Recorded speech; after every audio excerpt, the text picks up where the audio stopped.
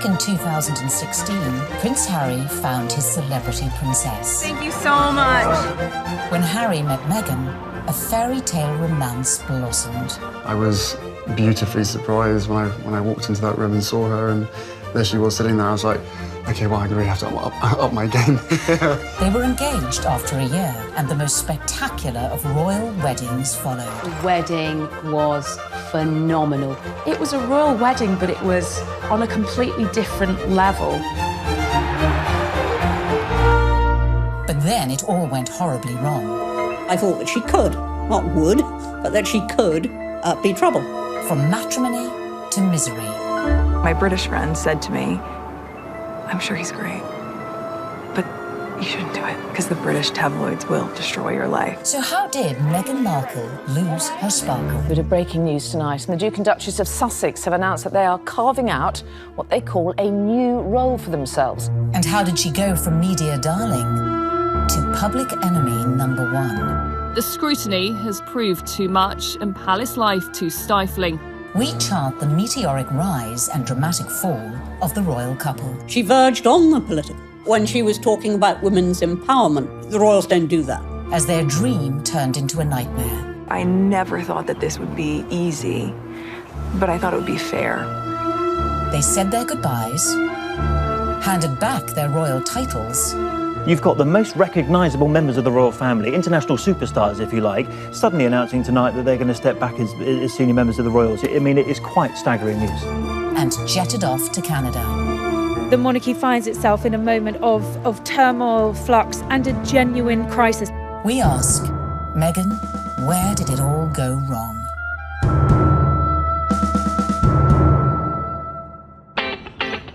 In her dating years, Meghan was said to be an avid reader of 90s book, The Rules, a self-help dating guide read by millions worldwide. But The Rules ain't got nothing on the Meghan Markle handbook. Beginning, of course, with step 1, be born into showbiz. To bag your Prince Charming, it always helps to start off in life with celebrity connections. And with Mum Doria and Dad Tom working in the entertainment industry, Meghan was all set. Meghan has a true showbiz upbringing. Her parents actually met on the set of General Hospital. Her dad was working on the lighting, her mom was temping there. It was the late 70s when my parents met. My dad was a lighting director for a soap opera, and my mom was a temp at the studio. I like to think he was drawn to her sweet eyes and her afro, plus their shared love of antiques. Whatever it was, they married and had me. They moved into a house in the Valley in LA, to a neighborhood that was leafy and affordable. Nice, huh? You like these ponytails? Unsurprisingly, young Meghan soon caught the acting bug and would often visit her dad on the set of long-running TV sitcom Married with Children. Meghan had very much a showbiz upbringing. She would have been on set occasionally. She would have met famous actors and actresses probably from a young age, and understood that they were just people, and understood that there is a work that goes on behind the camera, because that's what her dad did. So she would have seen the reality of what it means to be famous from a very early age. Married with Children was, at the time, considered so risque, it was even boycotted by some viewers. So I grew up on the set of Married with Children every day after school for 10 years. I was there. Wow. I know. It's a very perverse place for a little girl who went to Catholic school, no less, to grow up. There were a lot of times my dad would say, Meg, why don't you go and help with the craft services room over there? This is just a little off color for your eyes. I wasn't allowed to watch it at home. I could watch the end credits, so I could give the screen a kiss when I saw my dad's name go by. I mean, they seemed very close as father-daughter, and I mean, she was a striking child. She was beautiful, and everyone would comment on how cute she was. But beyond that and more important than that was the fact she was just a very nice little girl and very respectful and just really a sweet kid to be around. I think one of the things that Meghan possesses, which is so ideal for her current role, is a comfortableness, a level of ease in front of a camera. And part of that would have been because she was raised to see the other side of a camera. Like her future hubby, Meghan's parents divorced when she was little, and from age 6, she lived with her mother. But even if she didn't know it yet, with her immersion into the world of showbiz, little Meghan's journey to find her Prince Charming had already begun. As developing a social conscience from a very early age is step number 2. We all know royals love a good charity fundraiser and supporting important causes. So to increase your chances of royal romance, get involved with a good cause from an early age. Although Meghan's parents were divorced, together they instilled in her a sense of social justice. My mom and dad came from little, so they made a choice to give a lot. Buying turkeys for homeless shelters at Thanksgiving, delivering meals to patients in hospice care, donating any spare change in their pockets to those asking for it. This is what I grew up seeing, so that is what I grew up being. A young adult with a social consciousness to do what I could and to, at the very least, speak up when I knew something was wrong. While still at school, unbeknownst to her, young Meghan was already learning one of the key attributes to being a princess: helping those less fortunate. She volunteered at a soup kitchen in one of the most impoverished areas of downtown LA. One day, after class, Meghan approached me and she said, "Tell me more about serving on Skid Row." I suggested that she visit the place where I had volunteered because I knew that she would be physically safe there. And she not only volunteered there a few times, but she continued to volunteer at this soup kitchen throughout her time at Immaculate Heart, which was through her senior year. Meghan always took it a step further, not just distributing food, but learning people's names, learning their stories, because that's where I think her compassion comes from, her connection with people. I think it's very important to know that her heart is in everything she does. I got this letter from one of the students who was in her group. This student was very shy, she was very unsure of herself, she was kind of a bit of a loner, and Meghan wrote her the most wonderful, loving note, even though Meghan was not her close friend at all. So I just like to read it, because this gives you a sense of, this is the real Meghan. So it goes, "Dear Michelle, you are so strong and so wonderful. Your courage in strength in times of hardships is as admirable as your optimism and friendly nature. I am so lucky to have you in my group and to be able to lead you on this adventure. Never stop sharing your beautiful spirit and always remember how special you are. I am here if you ever need me. I love you, Meghan." Meghan was already starting to make changes, but coming up, we see how her voice reached all the way to the White House. It just wasn't right, and something needed to be done. And then, in our step-by-step guide to bagging a prince, we reveal how getting to Hollywood... Any actress in America needs a huge breakthrough, and Suits was that show. Helped prepare her for her future role. I think it well equips her for the intrusiveness that accompanies being a member of the royal family.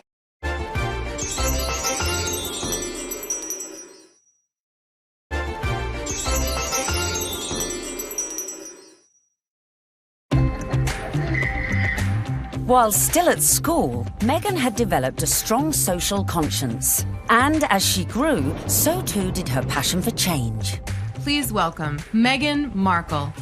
Which in 1993 took her all the way to the White House.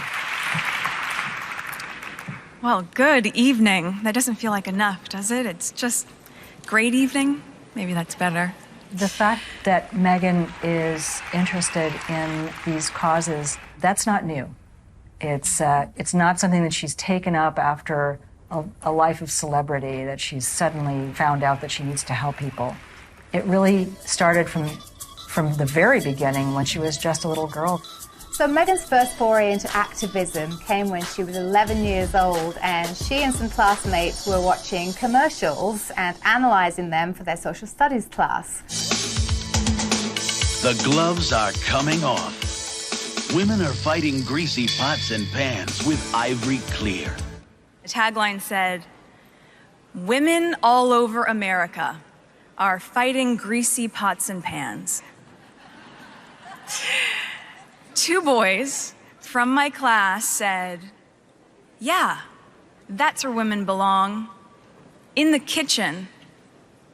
I remember feeling shocked and angry and also just feeling so hurt. It just wasn't right, and something needed to be done. My name's Meghan Markle. I'm 12 years old. Last week at my school, we decided to watch the news for social studies. While flipping through the channels, we saw a commercial for the new Ivory Clear dishwashing liquid. In the commercial, they said women are battling grease, meaning only women do dishes. This infuriated Meghan, and she went home, talked to her dad about it. Her dad encouraged her to write letters to various people.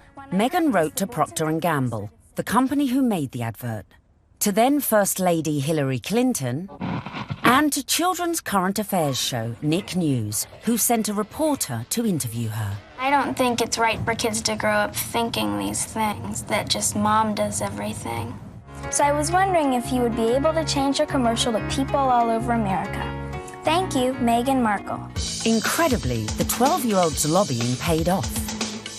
And it was roughly a month later when the soap manufacturer, Procter & Gamble, changed the commercial. The gloves are coming off. People are fighting greasy pots and pans with ivory clear. She had a sense that she could affect change, even though she was just one small person. She had a voice. If you see something that you don't like or are offended by on television or any other place, write letters and send them to the right people, and you can really make a difference for not just yourself, but lots of other people.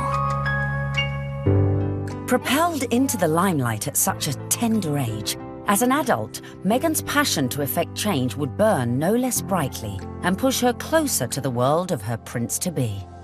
As some 20 years later, she would take on causes, some of which were close to her future beau's heart, such as becoming global ambassador for international children's charity World Vision, promoting sanitation projects in remote villages.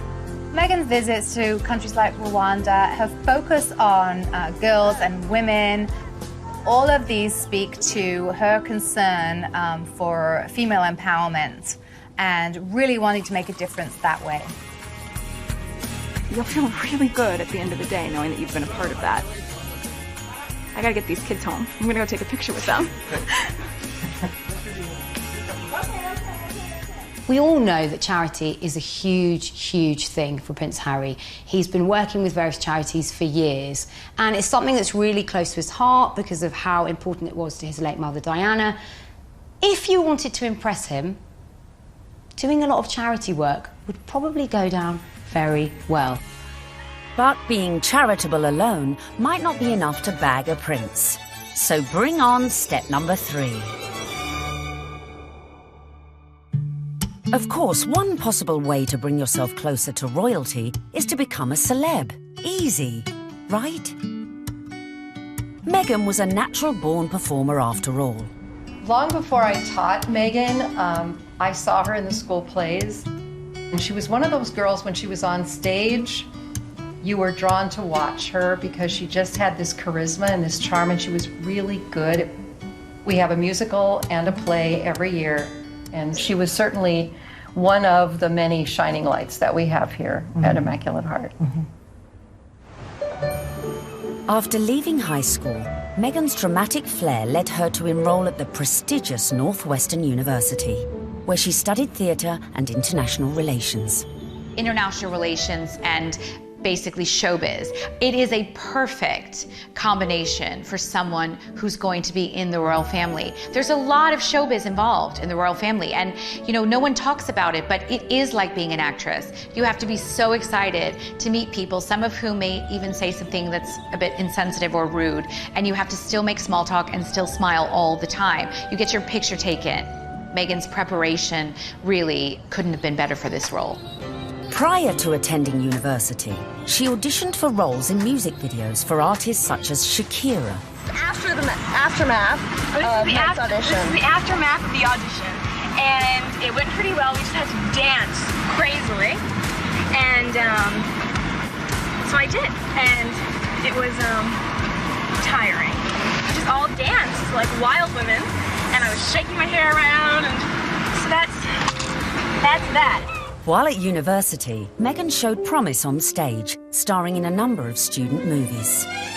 Back home in LA one Christmas, a friend introduced her to a manager who'd watched one of her films. He offered to find her work in return for 10% of her earnings. But as she would soon discover, the path to success was not an easy one. A young actor, actress trying to break into the business, it is not easy.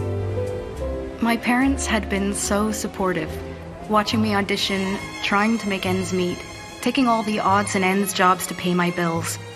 I was doing calligraphy, and I was a hostess at a restaurant, and all those things that actors do. There's so many people out here who want to get into the entertainment industry. It's difficult. I had a beat-up Ford Explorer Sport that rattled like a steamboat engine in the morning. It was burning out. I had started to give up. It was tired and running on empty, going from audition to audition, just as I was. I mean, you really have to be very self-promoting, and you have to be willing to, you know, knock on doors and be very motivated and have good self-esteem, because you could get eaten alive out here. But Meghan remained determined to make it in Hollywood, despite the challenges along the way. I would drive to auditions and park at the back of the parking lot, far from the eyes of anyone who could see me unlocking the trunk and crawling into my car through its only feasible entry point. I would play it off, obviously, as though I was looking for something, reaching so deep for something that my car almost sucked me in to get it. Much like my experience in Hollywood, to be honest.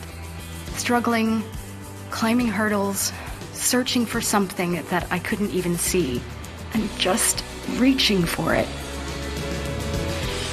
By now, in her mid-20s, all Meghan had to show for her efforts were bit parts in TV soap operas, dramas, and the occasional movie. Fame was a distant dream.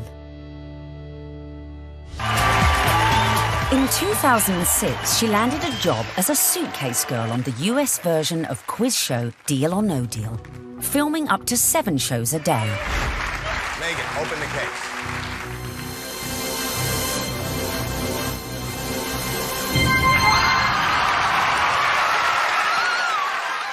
For somebody like Meghan, appearing as essentially an adornment on a game show would not be her ideal job. I'm sure she appreciated the paycheck, but she would have felt creatively unfulfilled. Just to be seen as a pair of legs or a pretty girl holding a briefcase full of cash, that's not what Meghan was after. But unfortunately, that is part of what leads to fame. You have to kind of pay your dues. You don't just start out on a show like Suits. I would put that in the category of things I was doing while I was auditioning to try to make ends meet. I was the ill-fated number, which for some reason no one would ever choose. I would end up standing up there forever in these terribly uncomfortable and inexpensive 5-inch heels, just waiting for someone to pick my number so I could go and sit down. Meghan had connections, but they were limited. Her dad was a lighting director. He wasn't an executive producer. So Meghan had to pay her dues like a lot of other young, beautiful actresses today. Along with the fierce competition facing any young actress trying to break Hollywood, Meghan had a further challenge: her mixed-race heritage. It took quite a few years for Meghan really to be comfortable with her identity. Hollywood didn't help with that, and it must have been very hurtful and very frustrating for her at times. It's not easy making it in Hollywood if you're not blonde and typically, you know, the aesthetic look. And Meghan Markle was definitely struggling in her years trying to make it. I'm biracial. Most people can't tell what I'm mixed with, and so much of my life has felt like being a fly on the wall. And so some of the slurs that I've heard, or the really offensive jokes, or the names, it's just hit me in a really strong way. Being ethnically ambiguous, as I was pegged in the industry, meant I could audition for virtually any role. I wasn't black enough for the black roles, and I wasn't white enough for the white ones, leaving me somewhere in the middle as the ethnic chameleon who couldn't book a job. But Meghan's big break was closer than she thought. At one audition, a casting director advised Meghan to go for a more natural look. This would change her outlook forever. She stopped me in mid-scene and said so simply, "You need to know that you're enough." She saw all that self-doubt beaming through the self-tanner and excessive blush. You need to know that you're enough. Less makeup, more Meghan. And that moment for me was a wake-up call. Meghan had started dating film and TV producer Trevor Engelson in the early noughties, and in 2011, after 7 years together, they got married. Coming up, the moment Meghan found herself in social circles that led eventually to Prince Harry. This was her journey. It started there. And we find out what princes do on a first date. There she was sitting there, I was like, okay, well, I'm going to have to up my game.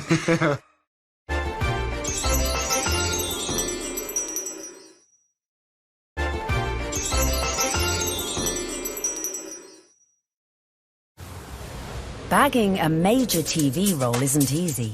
But luckily for Meghan, her breakthrough was just around the corner.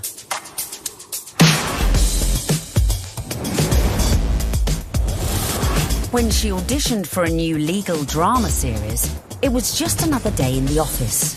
Or so she thought. Suits was set in New York, but filmed in Toronto. It was the 5th pilot I would have filmed. I remember hoping this one would see the light of day. Never would I have imagined that this show would not just change my career, but also change my life. Any actress in America needs a huge breakthrough. And what they want is to be on a massive show. And Suits was that show for Meghan Markle. Meghan won the role of Rachel Zane, an ambitious young lawyer. Hi, I'm Rachel Zane. I'll be giving you your orientation. Wow, you're pretty. Good. You've hit on me. We can get it out of the way that I am not interested. No, I'm sorry. I wasn't hitting on you. Trust me. I've given dozens of these, and without fail, whatever new hotshot it is thinks that because I'm just a paralegal, that I will somehow be blown away by his dazzling degree. Let me assure you, I won't. Meghan's character, Rachel Zane, was what we might call a grafter. She worked her way up, she had rich parents, but she didn't want to take any help from them. I guess there could be some crossover between Meghan's character, Rachel in Suits, and her normal everyday life. Her role within that, she's a strong, independent woman. Do you know what I mean? She commands respect, she commands authority. So when you look at Meghan in everyday life, she does that as well. You know, there is kind of some fluidity between those two roles there for sure. They're both very strong, driven, independent women, but they really have a heart of gold. They're a bit of a soft touch. They'll help anybody. We know this of Meghan, and I think as the show went along, Meghan was able to incorporate more of herself into the character. The flip-flop culture is part of just who I am. I love my cutoffs and flip-flops and being as relaxed as can be, which is why it's so fun to dress up and play Rachel. Finally, after years of hard graft, she'd landed her big break. The show was a hit. The USA Cable Network commissioned a second series, and Meghan moved full-time to Canada to be near the studio. Meghan's move to Toronto was a big deal. She's very close with her mother, Doria, and she moved away from home and her friends in LA to go start a new life in Canada. So Meghan chose not to live in like the poshest area of Toronto. She chose Seton Village, which is more laid back, tree-lined, and people keep to themselves, and that's exactly what Meghan did. So much so that her neighbors didn't even know who she was. But not for long. The show soon became an international smash, catapulting Meghan to fame and to becoming a household name. I'd never watched Suits. I'd never heard of Meghan before. Well, nearly a household name. He had to say that. She was so sexy in it. He couldn't say, like, I've actually seen her, like, passionately kissing loads of guys. And I was like, yeah, I want to marry that.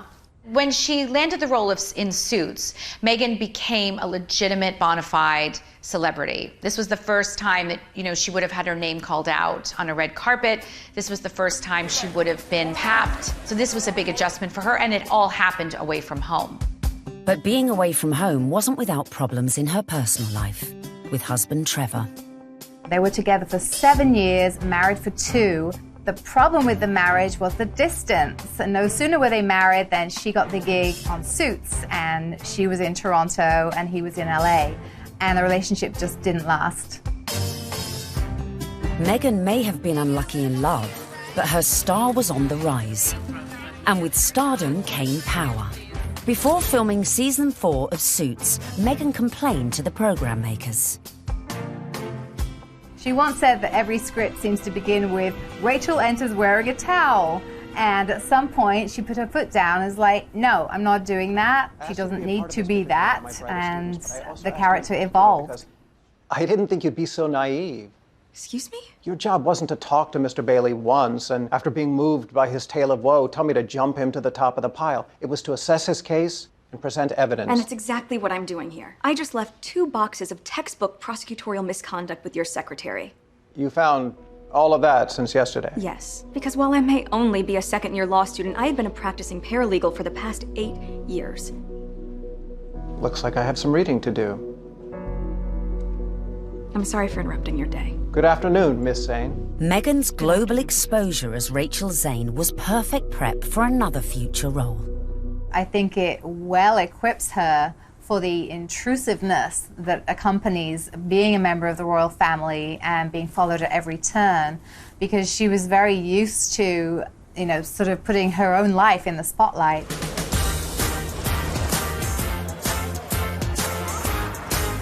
So, having been working hard on Suits and needing a well-earned break, Meghan decided to have a summer holiday in London.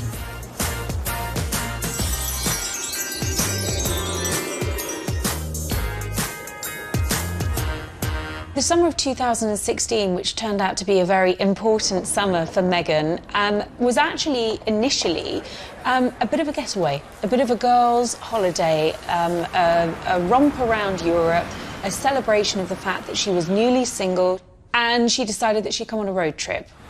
When she came to London, Meghan had a couple of girlfriends over here. Misha Nunu had opened up quite an elite circle of friends to Meghan. Among them was Violet von Westenholz, who was working for Ralph Lauren at the time as a PR, and had the opportunity to dress Meghan Markle in some outfits when she was doing some promotional work for Suits. And while they were dressing Meghan, she and Violet established quite a nice rapport, so much so that Meghan was invited into the VIP hospitality tent at Wimbledon that summer to watch her good friend Serena Williams play a game of tennis.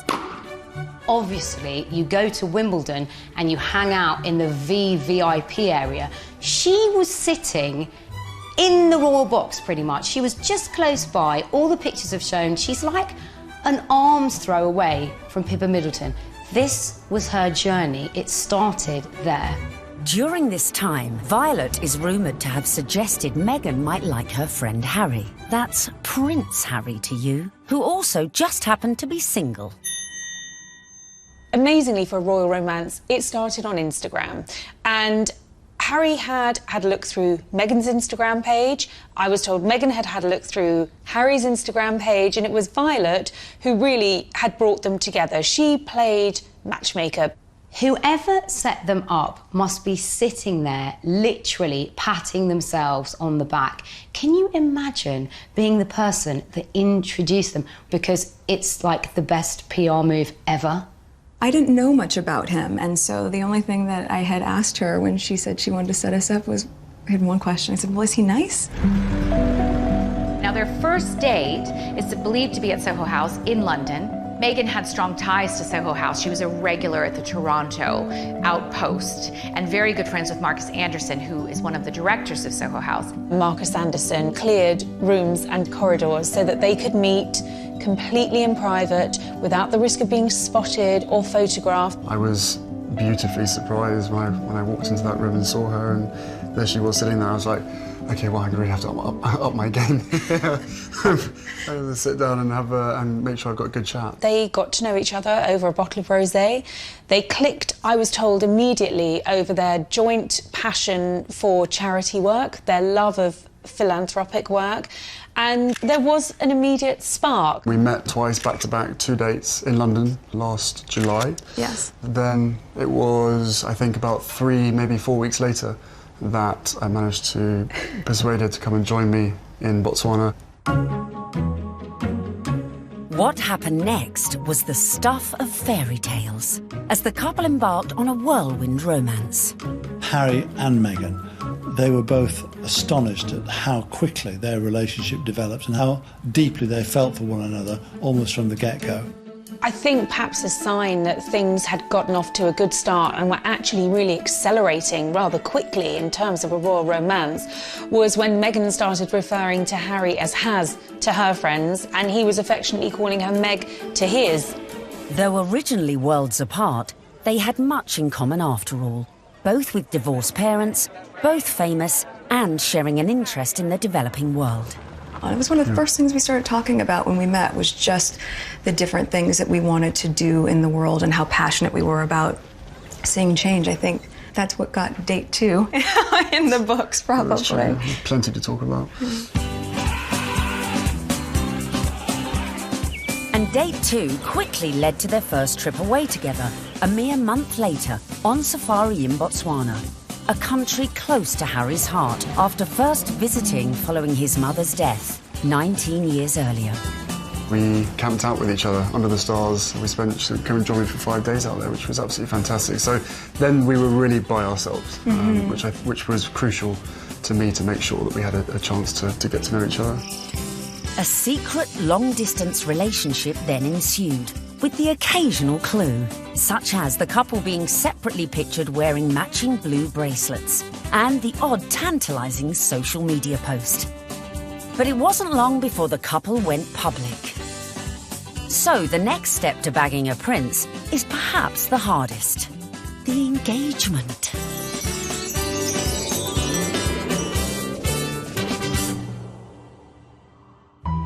So, Has and Meg were love's young dream. But there was one little problem. Of course, they had the issue of living in separate countries. Harry based in London, living at Kensington Palace, and Meghan being in Toronto, where she was filming Suits. So, from the early stages, they knew that this relationship, if it was going to take off, was going to have its challenges. More often than not, it was Prince Harry jumping on a scheduled flight, incognito, in a baseball cap and a hoodie with just a single protection officer in tow, and taking a regular British Airways, usually, flight to Toronto. He was never seen, never spotted, and so they were able to conduct those early months of their relationship in clandestine and get away with it. They did have this pact to see each other. That's why the long-distance relationship worked. And the other agreement they had was that they would tell as few people as possible. For Meghan, that pretty much stopped at her parents and 2 of her best friends. For Harry, he confided in his father, his brother, and 2 of his best friends. And by doing that, they really kept it in a very tight inner circle. Astonishingly, the couple managed to keep things on the down low for 3 months, until late October, when the cat, or should that be corgi, was out of the bag, after an anonymous source leaked the story to the press.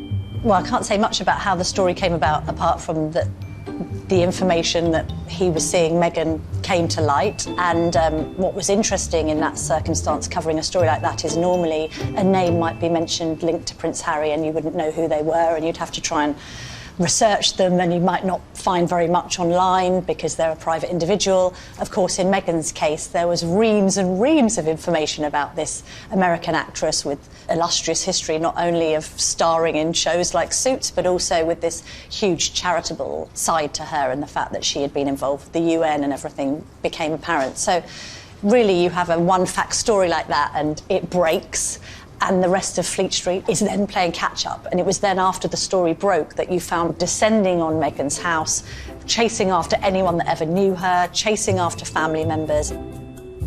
I think both of us were totally surprised by the reaction after the first 5-6 months of what we had to ourselves. Now everyone knew about their relationship, but would everyone approve? Especially Harry's inner circle of trusted friends. Well, I think initially some of his friends were quite surprised, but they also welcomed her, and by the March of 2017, Meghan was invited to his best friend's wedding. Harry flew Meghan out to Montego Bay for the wedding of old Etonian pal Tom Inskip. She was made to feel very at home, the friends were very welcoming, and she started to actually forge friendships with these people on her own. And that's really lovely that, you know, Prince Harry's at the wedding of his pal, and his pals are saying, you guys could be next down the aisle. I mean, what's better than that? They could obviously see that this is genuine. This is a real thing. Well, one of the things I was told by someone at that wedding in Jamaica was that they'd never seen Prince Harry look so happy. And in fact, at the wedding reception, there were jokes of, you two will be next. And actually, those were accurate predictions, because they were. Coming up, the royal couple-to-be's first public appearance. I don't know how many people were actually watching the wheelchair tennis match, because a lot of people were watching Harry and Meghan. And just how did Meghan's prince pop the question? I had the ring in my finger and I was like, can I give you the ring? She was, oh yes, the ring.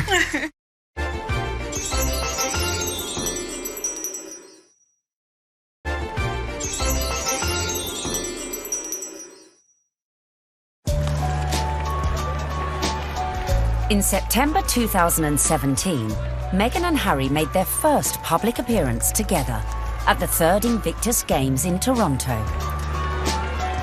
Has and Meg's speculation was at fever pitch. It was the public outing that every dedicated royal watcher has been waiting for. Just 24 hours later, the couple abandoned any effort to keep their feelings for each other private.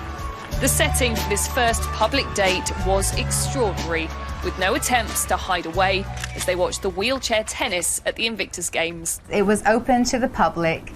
Anybody could go and watch the wheelchair tennis match. Although it has to be said, I don't know how many people were actually watching the wheelchair tennis match, because a lot of people were watching Harry and Meghan. They were very touchy-feely, they were laughing together, staring into each other's eyes, whispering sweet nothings into each other's ears. It was everything that their adoring fans had wanted. I remember when I first heard that Harry and Meghan going out, it kind of almost came from nowhere. Do you know what I mean? That the whole process was very, very quick, it seemed, in comparison to kind of conventional relationships. But, I mean, come on, this isn't, you know, a normal relationship by anyone's standards. It's, you know, a prince, you know, and a Hollywood actress. Harry and Meghan were now well and truly in the public spotlight. But after 16 months of dating, Meghan got her private moment. While staying with Harry at Nottingham Cottage, his 2-bedroomed home set within the Kensington Palace estate, Hazza popped the question, and Meghan said yes. This afternoon, Prince Harry and Meghan Markle stepped hand in hand into the sunken garden at Kensington Palace. Step number 5 was done. The ring was on it. This was the news the world had been waiting for. Meghan mania ensued. only fuelled by a picture-perfect photo call on the 27th of November 2017. Harry, when did you know she was the one? The very first time we met. What struck me most on the engagement day was how calm, considered, sophisticated Meghan was. I'm so happy.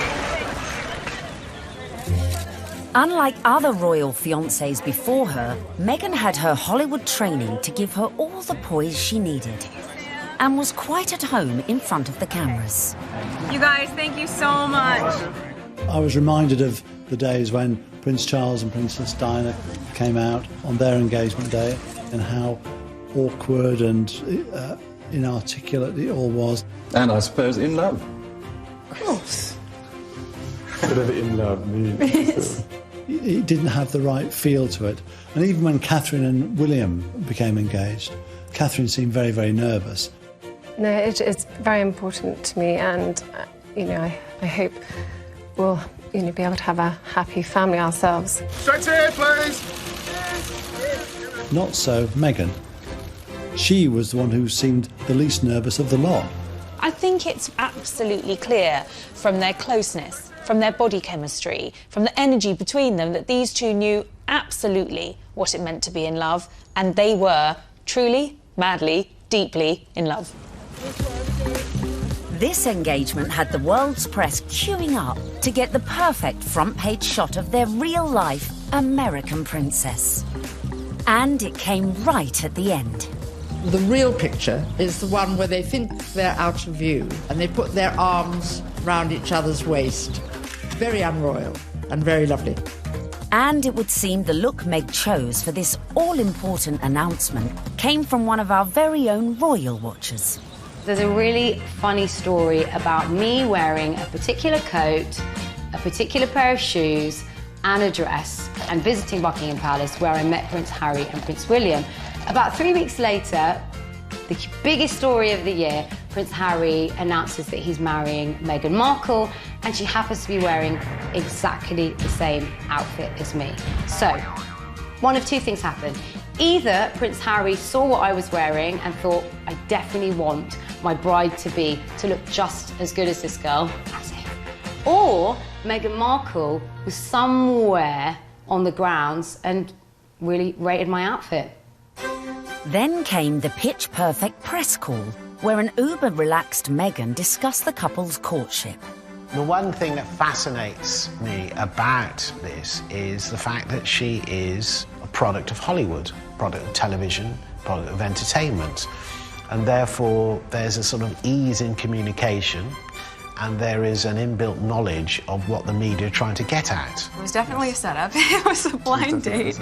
This was a world with which Meghan had been familiar before she met Harry, and her ease was there for all to see. Because I'm from the States, you don't grow up with the same understanding of the royal family, and so while I now understand very clearly, there's a global interest there. She's different because she represents the global world we're in, the fascination we have in America, the fascination we have in celebrity, diversity, and she's a very strong woman. Just an amazing surprise. It was so sweet and natural and very romantic. I had actually been told by one of his friends that he had planned to pop the question in Botswana. For whatever reason, he didn't. It happened a few weeks later while they were at home at Nottingham Cottage roasting a chicken. Utter domestic simplicity and bliss, and incredibly romantic. He got on one knee. As a matter of fact, I could barely let you finish proposing. I said, can I say yes now? She didn't even let me finish. She said, can I say yes, can I say yes now? And then there was hugs, and I had the ring in my finger, and I was like, can I give you the ring? And she goes, oh, yes, the ring.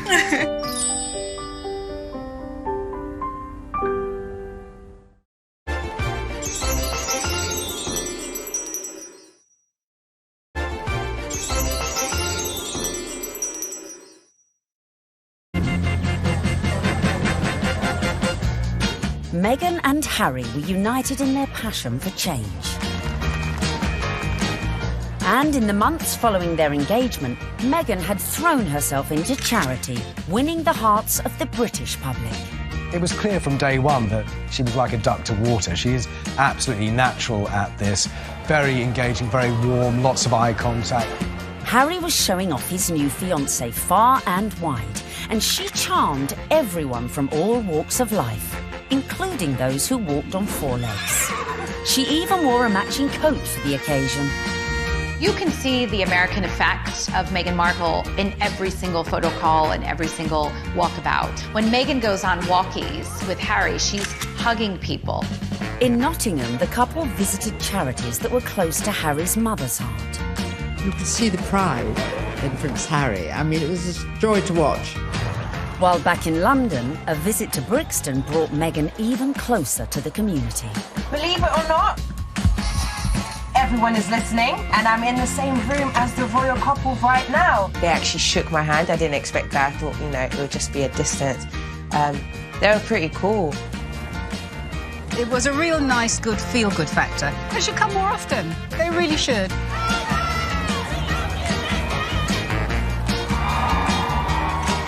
Slowly but surely, the British public was falling in love with our Meg. But would this be the case with the in-laws? The next step in Meghan's journey would be getting to know the firm. And the hotly debated topic of her background was never far from the fore.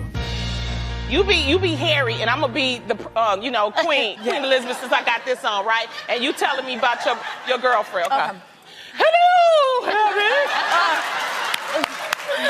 Grandmother, I met this beautiful woman, and she just happens to be mixed race. Step 6 in our guide to bagging a prince is charming the in-laws.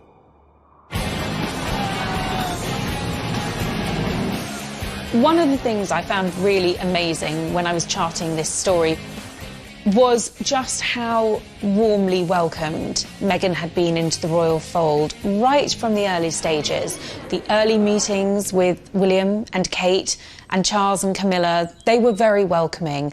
And actually the speed at which Meghan was introduced to the Queen was very surprising. When I looked back at Harry's relationship with Chelsea, it was several years before Chelsea was introduced to the Queen. Cressida, who dated Harry for 2 years, was never introduced to the Queen, but with a matter of mere months of dating her, Harry had Meghan meet the Queen. She's an incredible woman. And the corgis took to you straight away. That's true.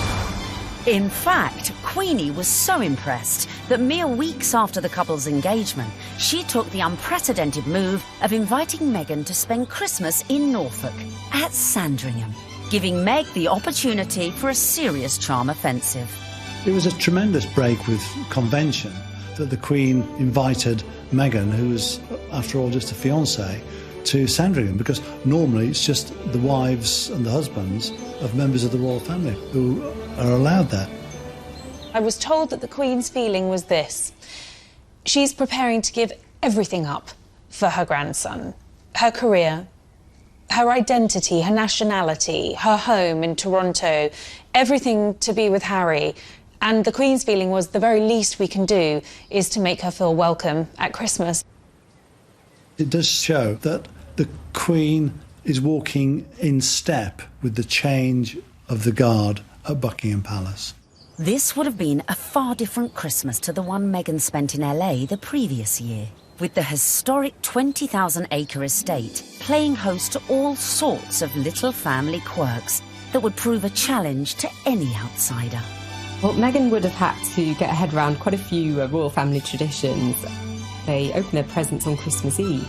The presents that they exchange aren't what you'd really expect for members of the royal family. They tend to share really jokey presents with one another. In America, things will come beautifully wrapped and be quite extravagant. And this is the other end of the sphere. You're admired if you find somebody's given you an unusual spoon to stir cakes in, or an unusual thing to keep your corgis in. Meghan would have to embrace all these funny little customs, and clearly she did. After spending the night in her unfamiliar surroundings, the bride-in-training faced her public in that most royal of festive traditions: the post-service walkabout at St Mary Magdalene Church. Well, the Sandringham church photo is the timeline through history. You have a snapshot every year of those people closest to the throne. Now, often you're looking at a picture of a child who was barely able to walk perhaps a year ago, and suddenly they come out of the church. That image will change. In a few years' time, you'll have those couples and their children will be going to church. In a few more years' time, and you may not have the older generation. This year, of course, was Meghan's year. The presence of the royal fiancé drew crowds that were even bigger than usual. The world's media was also out in force, but it was a member of the public who would snap the photo that cemented just how much Meghan was in with the younger royal crowd. Unfortunately for all the photographers on the ground, they just didn't quite seem to get a clear shot, and in the end it came down to a member of the public, a lady called Karen Anvil. It was like a Mexican wave of cheers, so you knew they were coming. The photographers at the other end, and they just happened to look over. And I took one photo, that's the thing. I took one photo and it was, yeah, the right one. When we saw that shot, it was an absolute no-brainer that it was going to be our cover shot, because it was the only one that had captured that moment, the four of them together. And, you know, it symbolised quite a lot in terms of the royal family and where they're going in future. So, yeah, I mean, we were delighted to use it on the cover. And just like that, the Fab Four were born. Clearly, Meghan was well and truly fitting into the royal club. Just like the Queen, it seems the rest of the family were equally charmed by Harry's beau from across the pond. Another tick for Meghan. William was longing to meet her, and so was Catherine. And Catherine's been absolutely wonderful, amazing, as is William as well. You know, fantastic support. And then my father as well. We had a handful of teas and meetings, and my grandparents as well have been wonderful throughout this whole process. She found herself a true fan in the Duke of Edinburgh, and he was apparently hugely impressed with how well-read Meghan was. Meghan was now in with the in-laws. But coming up, events were to turn increasingly tricky. Dealing with critics from near... I think she's trouble. Because of her background, I thought that she could, not would, but that she could be trouble. And far. I think the very fact that Samantha wanted to do a book called The Diary of Princess Pushy's Sister implies that maybe she was not over fond of her younger half-sister.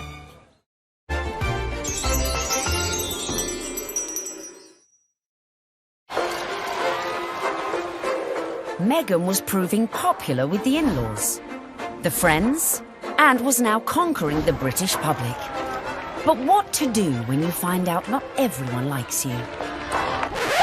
I don't know about this Meghan Markle. Yeah, she's too confident and self-assured. You see what I mean? This water feature's shit, isn't it? Yeah. Oh my God, I thought I was doing so well.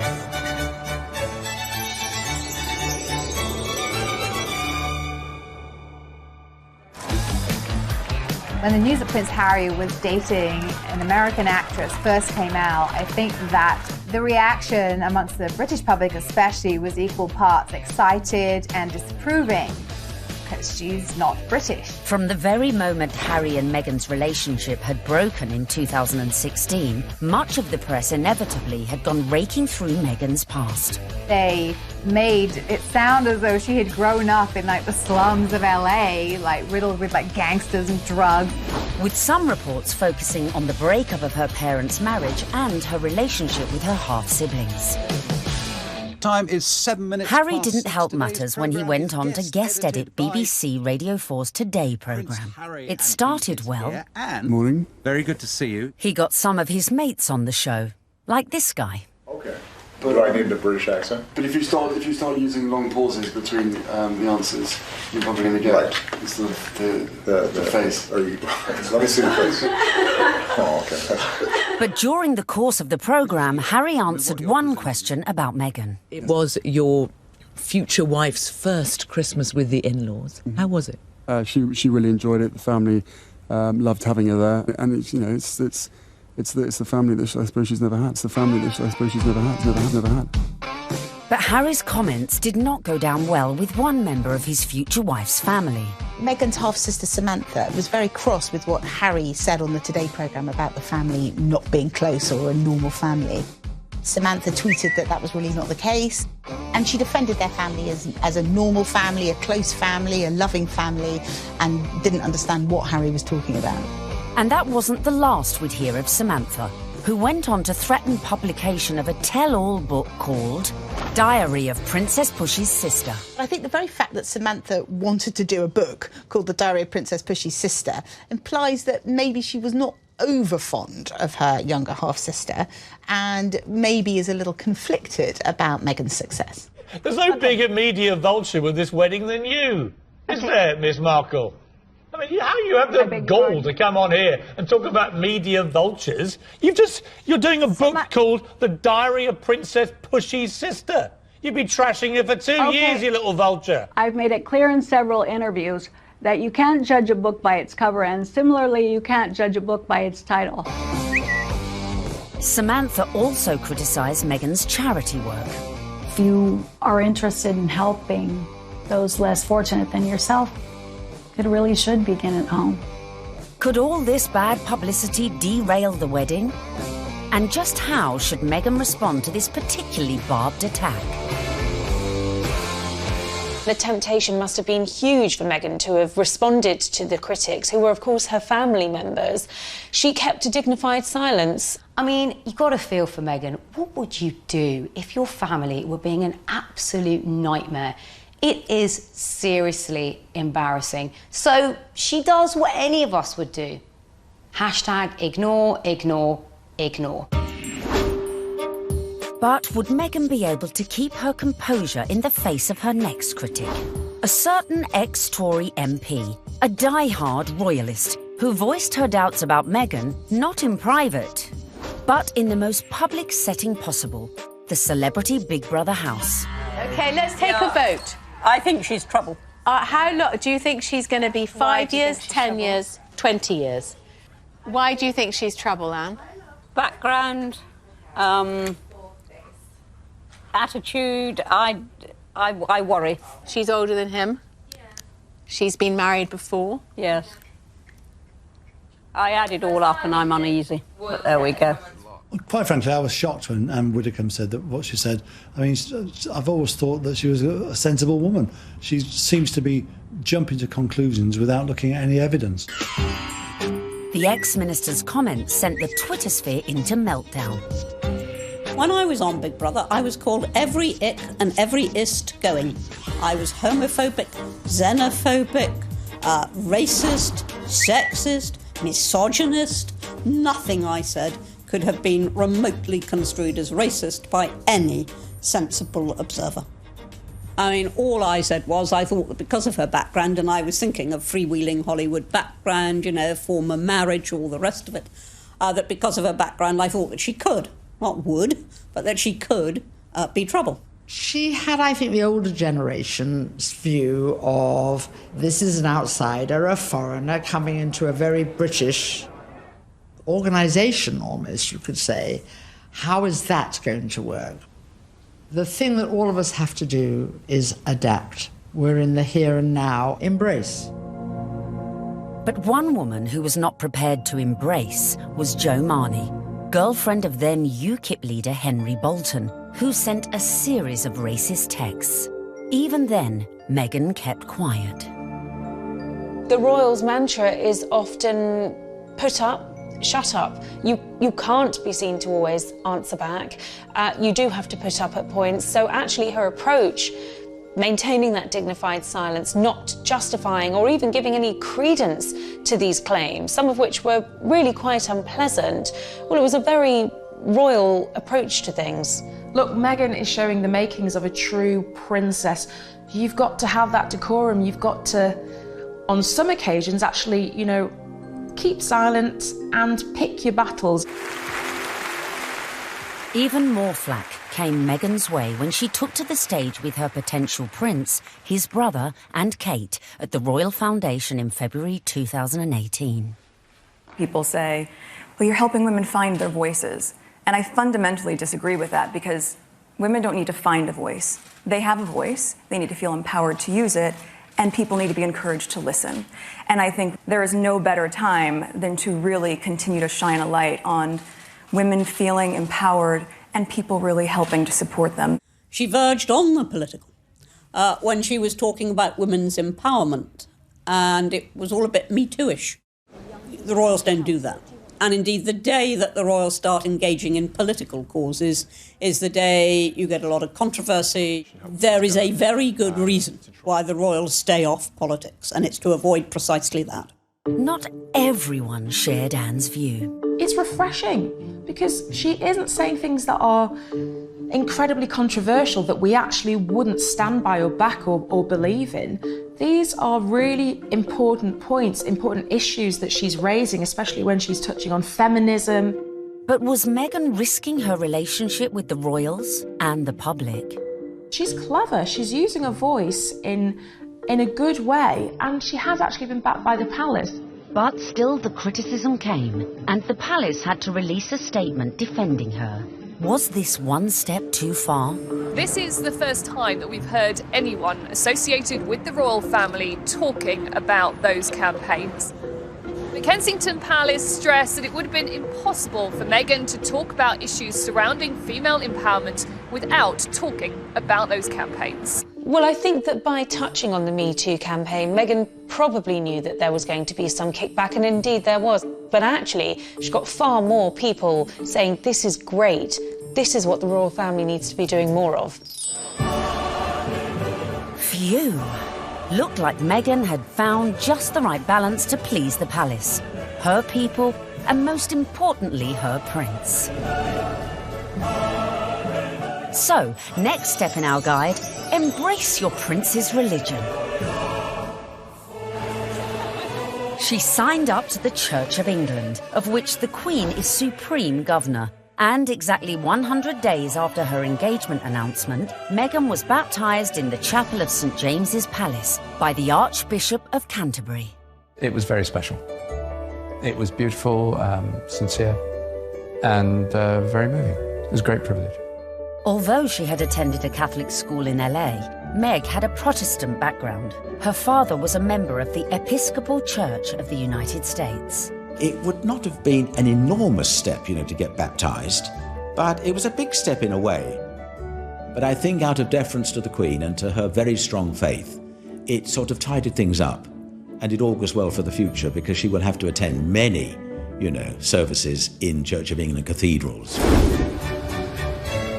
Coming up, Meghan's headed ever nearer to that chapel of love, but the journey would become increasingly problematic. With a guest list to organise. Have you got an invite to the royal wedding? Have I? Yeah. Not that I know. And dramas coming thick and fast from her very own family. All of a sudden, his health isn't good, and he can't come to the wedding. Dun, dun, dun!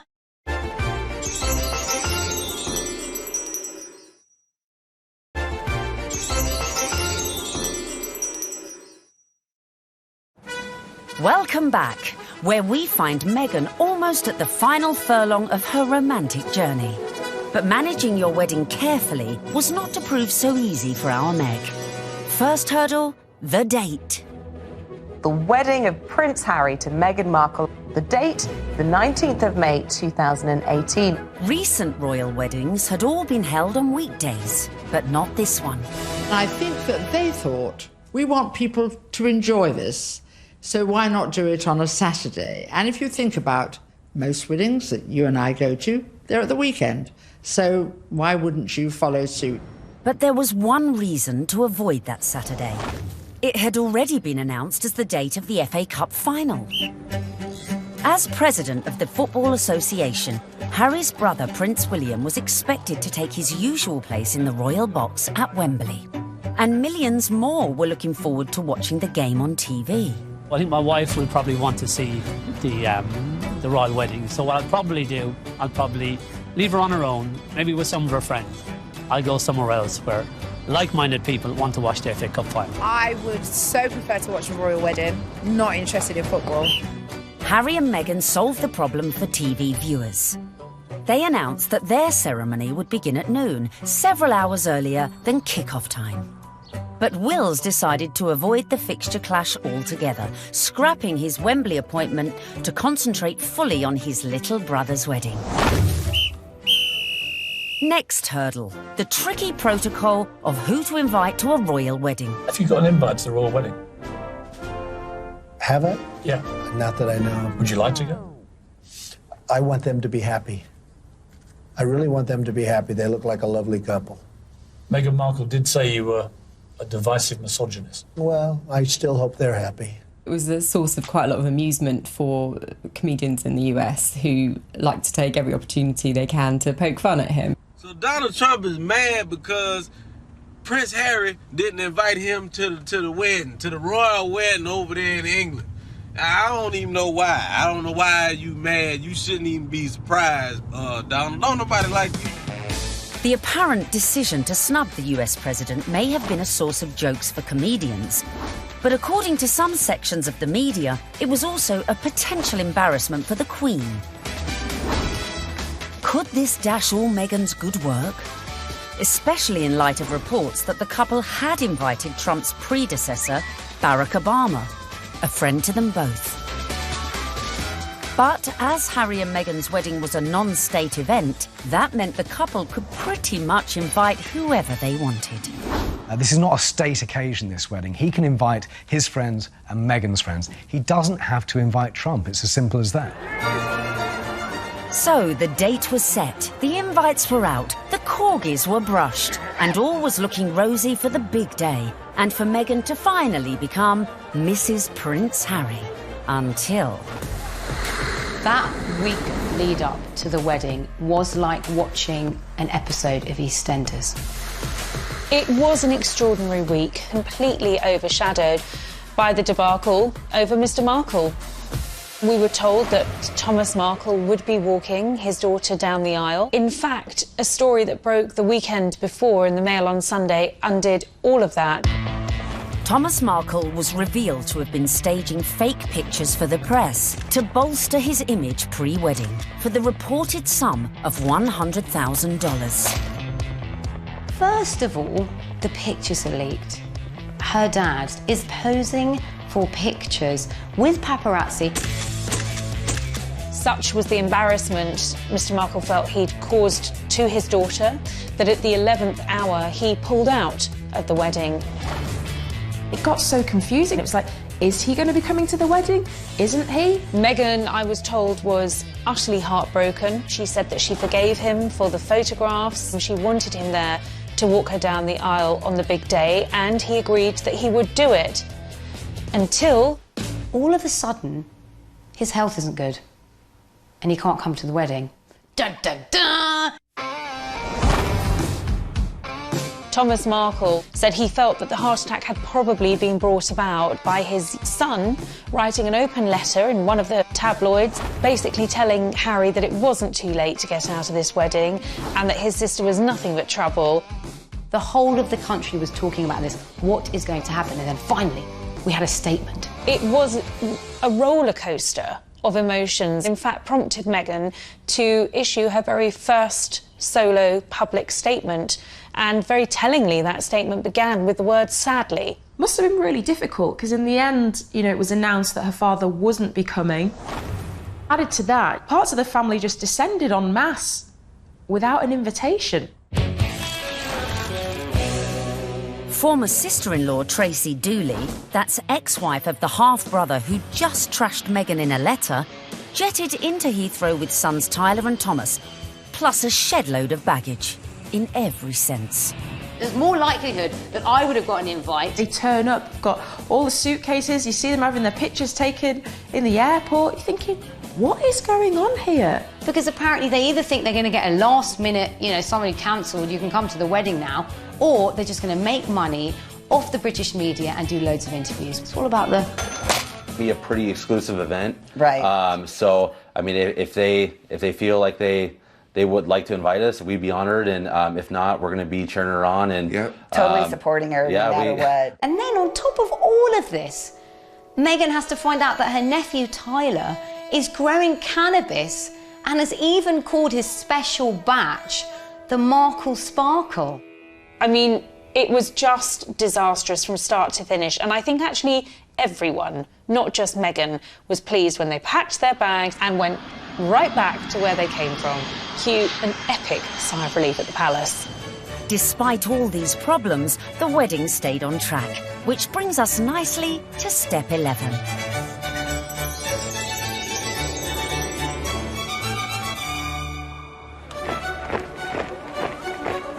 Finally, on the 19th of May 2018, less than 2 years after Harry and Meghan's very first date in Soho House, the day we'd all been waiting for. The world tuned in for the fairy tale wedding of the century. Let's face it, if you're marrying a prince, you may as well pull out all the stops. Meghan and Harry really did have the ultimate fairy tale wedding. You know, they didn't choose St. Paul's Cathedral, where, of course, we saw Charles and Diana wed. They didn't choose Westminster Abbey, like William and Kate. They chose Windsor, which is a lot smaller and feels a lot more private. I was there at the wedding on the day, and Windsor felt like literally a fairy tale come to life. Everything was magical. And as the 600 guests drifted in, it was a veritable who's who of the world's A-listers, from music, film, and sport. I think this was the very first really modern royal wedding that we've ever seen, and it was a true marriage of Hollywood royalty with British royalty. Oprah Winfrey, Idris Elba, George Clooney and Amal, and the cast of Suits. You had Hollywood stars mingling with British aristocracy. It was extraordinary to see.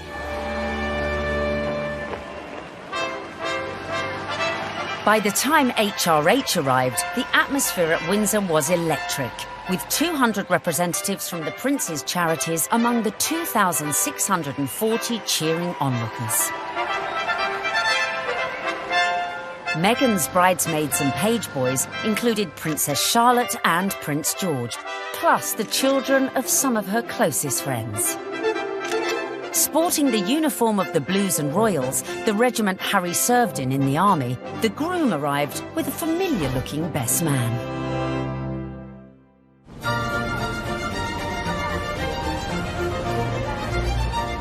Right on cue, Meghan arrived with Mum Doria in the Queen's Rolls-Royce Phantom 4.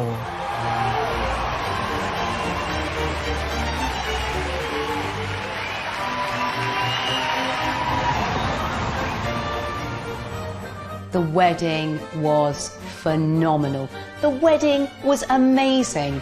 I mean, we all wanted to see what she was wearing.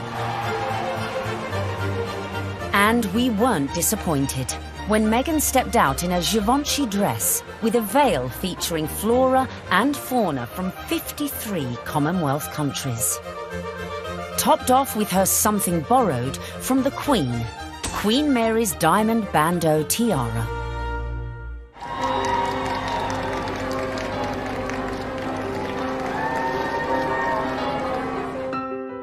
But with an absent father, who would walk Meghan down the aisle?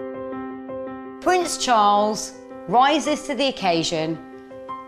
Prince Charles walks her down the aisle. It's amazing. Hashtag the power of love. Hashtag love survives. When you saw it on the day, it felt like the right thing to do. It was a wonderful way of Charles saying, welcome to the family, and actually of Meghan showing the world just how close she already is to her father-in-law. Meghan had successfully won over her in-laws, and here it was on display for all the world to see.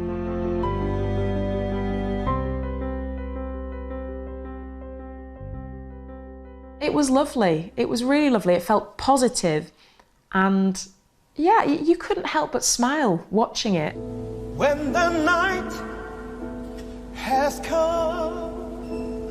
So, not only had Meghan married a prince, but she had ensured that their wedding would be one that the British public would never forget. And neither would the 60 million who tuned in from around the globe. No, I won't be afraid It wasn't your typical royal wedding. We had been told by courtiers to expect some surprises, but I don't think anyone expected quite what we saw. Listening to that incredible gospel choir, which was a beautiful touch and a wonderful nod to Meghan's dual heritage. Stand by me. Stand by me. Inside, you've got the gospel choir, you know, raising the roof with the music. You've got the Reverend Michael Curry. I think without a doubt, Michael Curry was one of the stars, one of the unexpected stars of the day. I don't think anyone was expecting his sermon. I certainly don't think the royal family were expecting his sermon, because the look of surprise, and I might say bemusement and bewilderment on some of their faces seemed to suggest that they were quite taken aback. We must discover the power of love, the redemptive power of love. And when we do that, we will make of this old world a new world. He started speaking. He just had everybody on the edge of their seats, whether you were there or you were watching it on the television. The room felt alive. I don't think St George's Chapel has ever heard such an effusive address, or heard Martin Luther King quoted in that way. There's power in love. Don't underestimate it. Don't even over-sentimentalize it. There's power in love.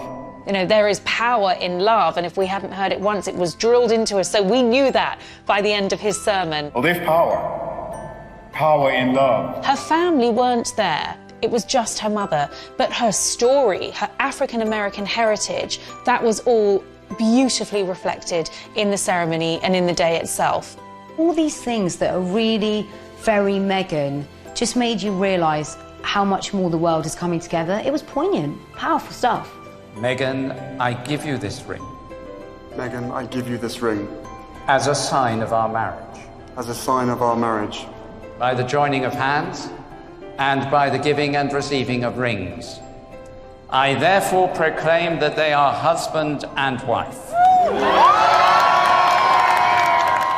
She'd done it. She'd got the ring and she'd married her prince. Watching that wedding, you know, even if you're not a royalist and you're not a romantic, you really couldn't help but be taken in by it, because it was two people that actually seemed like they were really in love, which on any level is just so nice to see.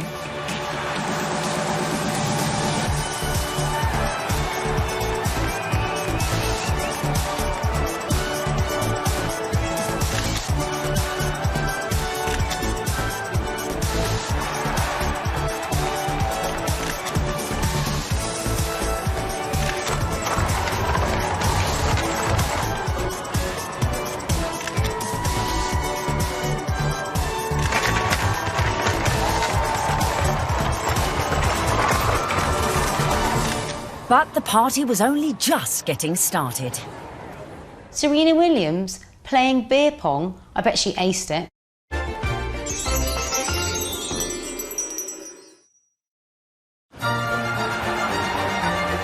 Meghan had gone from actress to duchess. And our penultimate tip, really for those who've gone and bagged their prince, is celebrate with the best ever party.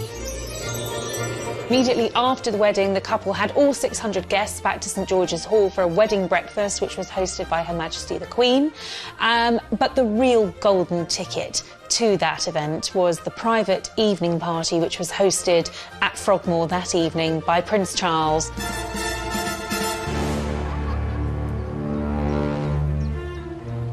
We saw, of course, Meghan's dress for the after party, which was by Stella McCartney. She looked glamorous. Harry looked like James Bond walking out of the palace to get into their vintage Jaguar. This was a very modern, sexy, gorgeous couple. We saw the couple speed away in that beautiful blue E-Type Jaguar. Meghan resplendent, it has to be said. Harry looking more James Bond than Prince Harry.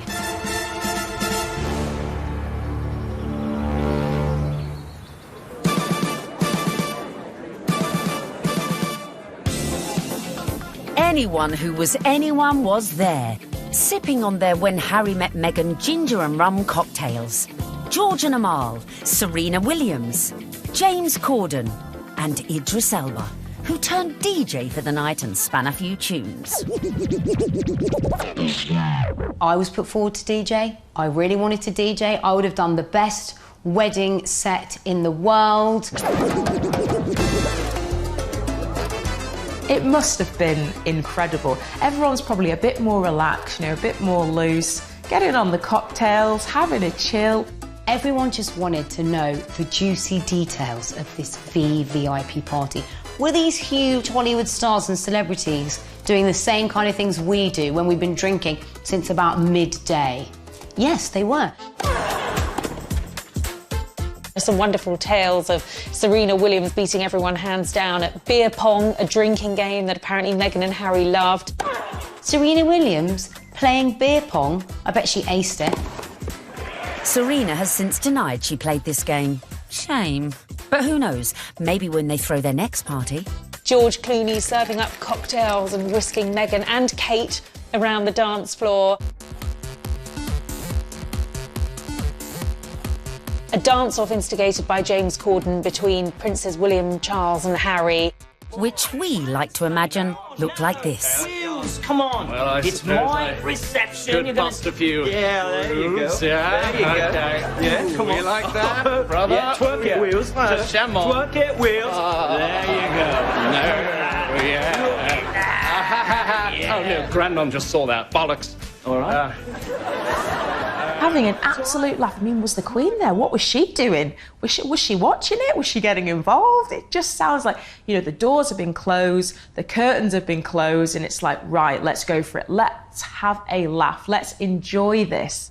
I think it was just a fantastic night where the couple were able to really do things their way, from serving dirty burgers at midnight out of posh burger stalls in the grounds of Frogmore to handing out monogrammed slippers so that their guests in those 6-inch Louboutins or whatever they were wearing could actually rest their weary feet come the end of the night.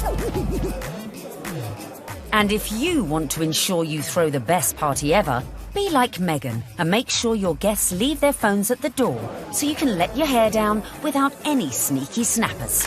You don't want a repeat of the dramas of a previous royal wedding. 10 years earlier, the same venue had hosted the wedding reception of Harry's cousin, Peter Phillips, and his wife, Autumn Kelly, who provoked a scandal when, unbeknownst to most of the guests, they sold photos of the private bash to Hello magazine for £500,000. Generally, what happens in the private do's stays in the private do's. There are no cameras there, or none of our cameras are there. So what happened with Peter and Autumn's wedding is controversial and unusual. The junior royals host a wedding ceremony, which is where they're supposed to be the private situation, the most private the royals are ever in, inside their own home, for goodness sake. And they thought this was just photographers at a wedding and happily posed and grinned away. And then were quite amazed in a couple of weeks afterwards to see 59 pages of a Hello supplement dedicated entirely to things that they thought were private family shots. I think it went down like a lead balloon with many members of the royal family.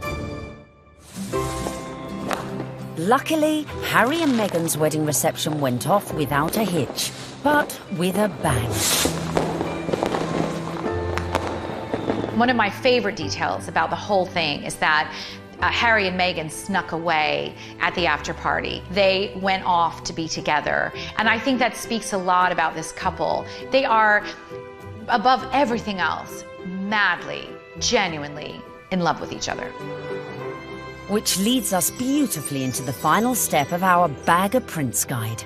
Live happily ever after. What will we see next? I think we will see them both just dive into work. I think there's a feeling about the two of them that they don't want to hang around. They want to get involved with their charities. She seems to be a woman with a mission, and I don't think it'll be long before we hear exactly where she's going to focus her energy.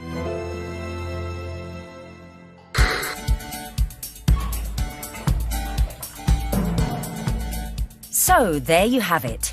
From being born into showbiz, to getting famous, to moving countries. making moves in royal circles, charming the in-laws, and staying silent in the face of criticism. Meghan Markle might not have set out to bag a prince, but follow her lead and maybe you could do it too. It was the ultimate American dream because hers was a bit of a rags to riches story, and her journey from the leafy suburbs of LA to Toronto to Kensington Palace to St George's Chapel has been a monumental, epic and frankly incredible story. It's so good to meet you. She's a modern woman. This is how we all live, you know, from mixed race families, you know, interracial marriages, coming from different countries. That is what society is about now. The fact that she's unusual for the royal family, I think the fact that she comes from a different country, a different background, it's just a plus. She is very much a breath of fresh air. She's incredibly focused. She's incredibly driven. Women don't need to find a voice. They have a voice. They need to feel empowered to use it, and people need to be encouraged to listen. She's got the biggest platform, she's got huge ideas, and she is changing the game in a very cool way. And she makes Prince Harry happy, and so he now has that partner that he said he always wanted to share the load with. And in Meghan Markle, he found it. If this were a movie script, you would say that Meghan completes him.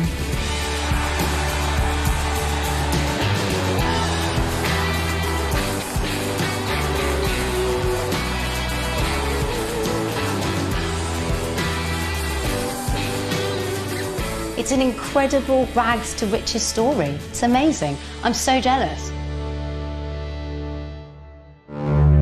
But no one's jealous now, because what started as a fairy tale soon became a nightmare. Firstly, the couple went to war with the press, incensed by criticism, like her flaunting her baby bump. And then they launched a legal battle against the Mail on Sunday, after they published a handwritten letter Meghan had sent to her estranged father. When I first met my now husband, my friends were really happy because I was so happy. But my British friend said to me, "I'm sure he's great, but you shouldn't do it because the British tabloids will destroy your life." Next, Harry and Meghan got flack for spending nearly £2.5 million of public money upgrading their official residence, Frogmore Cottage. They have no plans to give up their royal home here in Windsor. It's called Frogmore Cottage, although in truth it's more of a mansion after a £2.5 million facelift paid for by taxpayers. Their son Archie was born in May 2019, and the first signs of a royal rift were spotted when he was not given a title, instead being referred to as just master. More press criticism followed when the couple decided to use a private jet to take them on holiday. Finally, the bombshell. The couple stepped back from their royal duties, handing over their titles and jetting off to Canada, as Harry explained at this after-dinner speech. The decision that I have made for my wife and I to step back is not one I made lightly. It was so many months of talks after so many years of challenges. And I know I haven't always gotten it right, but as far as this goes, there really was no other option. You've got the most recognisable members of the royal family, international superstars if you like, suddenly announcing tonight that they're going to step back as senior members of the royals. I mean, it is quite staggering news. Harry and Meghan have gone from the wedding of the decade to leaving the UK and the royal family behind in just under 2 years, with Meghan making her very last public appearance here at the Commonwealth Day service. How could such a fairy tale descend into such misery and acrimony in such a short space of time? I never thought that this would be easy, but I thought it would be fair. Who could have imagined that what started so well could all go so horribly wrong?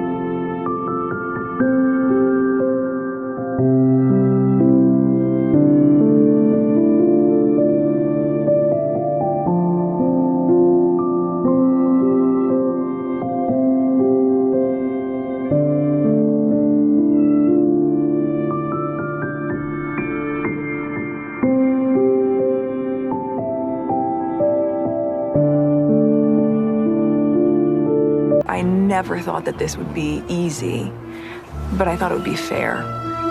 They said their goodbyes, handed back their royal titles. You've got the most recognisable members of the royal family, international superstars, if you like, suddenly announcing tonight that they're going to step back as senior members of the royals. I mean, it is quite staggering news. And jetted off to Canada. The monarchy finds itself in a moment of turmoil, flux, and a genuine crisis. We ask, Meghan, where did it all go wrong?